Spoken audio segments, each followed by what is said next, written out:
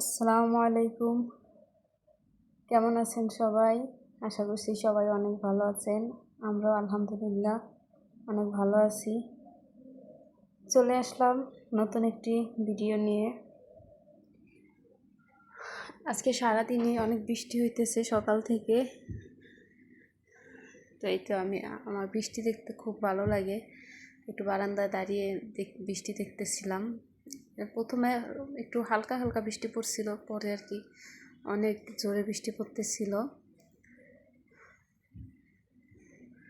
তো এই যে বৃষ্টির ভিতরে যে টিন সেটের যে বাড়িগুলো, এগুলো তো অনেক বৃষ্টির একটা আওয়াজ হইতেছিল, ওইটাই দাঁড়িয়ে দাঁড়িয়ে শুনতেছিলাম, খুব ভালো লাগতেছিল। আসলে শহরে আর কি বৃষ্টির যে অরিজিনাল যে একটা সুন্দর আওয়াজ, ওটা আমরা শুনতে পারি না। গ্রামে যখন আগে ছোটোবেলায় গ্রামের টিনের চালের বৃষ্টিগুলো অনেক ভালো লাগতো, শুনতে অনেক ভালো লাগতো। এখন আর ওই ফিলটা আসলে পাওয়া যায় না। তো এই আর কি, তারপরে চলে আসলাম রান্না করতে। এখানে যে মাছগুলো ধুয়ে নিতেছি, ধুয়ে তারপরে যেগুলো রান্না করব ওগুলো রেখে বাকিগুলো ফ্রিজে রেখে দিছি।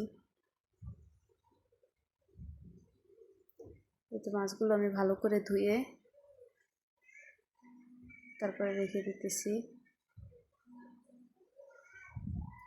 বৃষ্টি হইতেছিল তো ভাবতেছিলাম কি রান্না করব।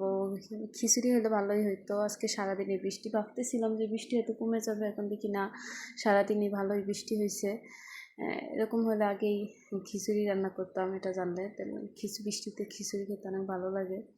আর এদিকে তো করলা কুটে নিয়েছি, এটা ভাজি করবো আর কি।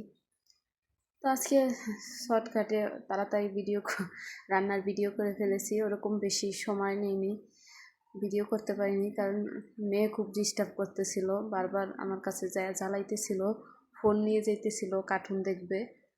এই আর কি, করলা ভাজি করে নিলাম, মাছ রান্না করে নিলাম।